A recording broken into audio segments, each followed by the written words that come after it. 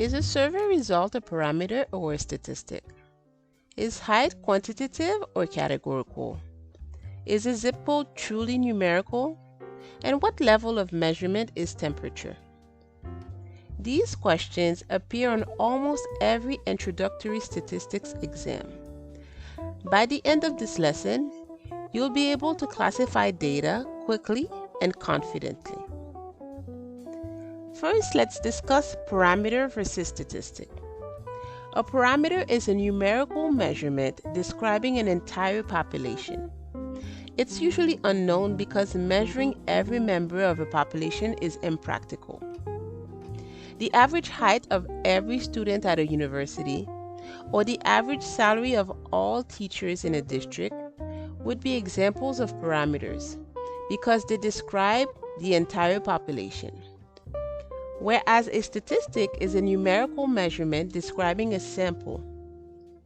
So if you have the average height of 200 randomly selected students or the average salary of 100 teachers surveyed, these would be examples of statistics because they are numerical measurements describing a sample.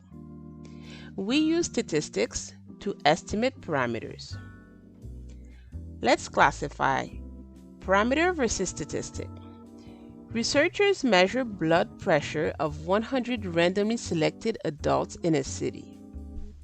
The blood pressure would be a statistic because only a sample was measured. Whereas if the average age of every employee at a company is calculated, the average age would be a parameter because the entire population was measured. The key question to ask yourself: is the numerical measurement describing the population or a sample? Next, we can classify data as quantitative or categorical data. Quantitative data are numerical values representing counts or measurements. So height, weight, age, temperature, the number of siblings, these would all be examples of quantitative data. Whereas categorical data, sometimes called qualitative data, places observations into groups or categories. Eye color or blood type, or favorite sport, your college major, or the car brand that you drive, these would all be examples of categorical data. For example, the length of your foot, since we can measure that, that would be quantitative. The color of your hair, brown, black, blonde, red, that would be categorical data. The number of pets you have, 1, 2, 3, 4, 5, we can count, therefore that would be quantitative. Your zip code, even though the zip code is numerical, it doesn't count or measure anything. It represents the city, town, or county where you live, therefore the zip code is categorical. Always ask yourself, is it a number that counts or measures something, or is it a label? We can further break down quantitative data into discrete or continuous data. Discrete data are countable, usually whole numbers, but not always. For instance, the number of students in a class, the number of goals scored in a match, the number of emails that you received in a day, or even the shoe sizes available at a store, because there's only a finite number of shoe sizes that exist. But continuous data are measured and can take any value within an interval. So the length of your foot would be continuous. Even though there's only a finite number of shoe sizes that exist, the actual length of your foot would be continuous. Your height, your weight, the time, any distance would be considered continuous. For instance, the number of books on a shelf, that would be discrete because you can count. The length of a rope, that would be continuous. The time it takes to finish a race is continuous. The number of text messages you have on your phone, you can count, that would be discrete. We can further classify data into the levels of measurement. There are 4 levels of measurement. The first 2 would be categorical data. So the first one is the nominal level. At the nominal level, we have names or labels and there's no natural order.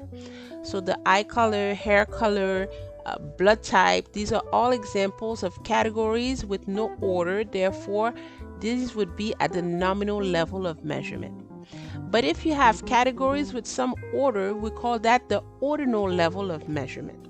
For instance, if you go to the fast food restaurant and you order a drink, they will ask you, what size do you want? Do you want a small, a medium, or a large? So even though these are categories, there's some order to it.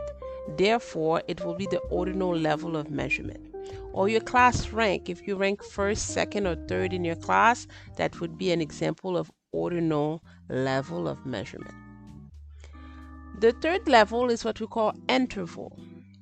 In this case, we have equal intervals, but there's no true zero. And the only examples of that I could give would be temperature, whether that's in Celsius, Fahrenheit, or Kelvin, because there's no true zero for temperature. Similarly, for calendar year, since we have BC, that would be at the interval level of measurement. And finally, we have a ratio. Ratio, we have equal intervals with a true zero. So any height, weight, age, these would all be considered at the ratio level of measurement. Think of it this way.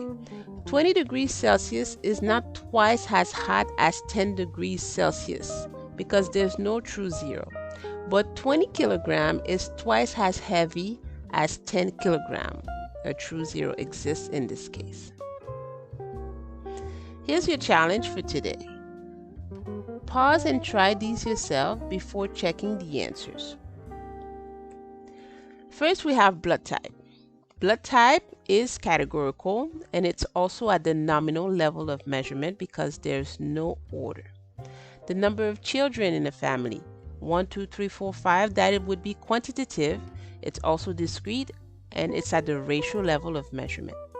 The temperature we discussed before, the temperature is quantitative, it's continuous, and it's at the interval level of measurement. If you take a survey and they ask you for your customer satisfaction ranging from poor to excellent, these are categories, but there's some order to it. So it will be at the ordinal level of measurement. The average GPA of 250 students. The average GPA is a statistic because it describes the sample of 250 students. Average GPA is quantitative, it is continuous, and it's at the ratio level of measurement. But if you have the average GPA of every student at a university, the average GPA would be a parameter. It's still quantitative, continuous, and at the ratio level of measurement. So here are the 5 questions to ask. Parameter or statistic? Does it describe the population or a sample? Quantitative or categorical? Is it a number that counts or measures something, or is it a label? Discrete or continuous? Is it countable or finite, or is it on a continuous scale without any jumps, gaps, or any interruptions? Nominal or ordinal? Is there any order to the categories? An interval or ratio? Is there a true zero? Today you learned how to classify data into 4 essential ways. These concepts form the foundation of statistics. Once you can identify the type of data you're working with, choosing the correct statistical method becomes much easier. Thanks for watching. Please like, subscribe, and share.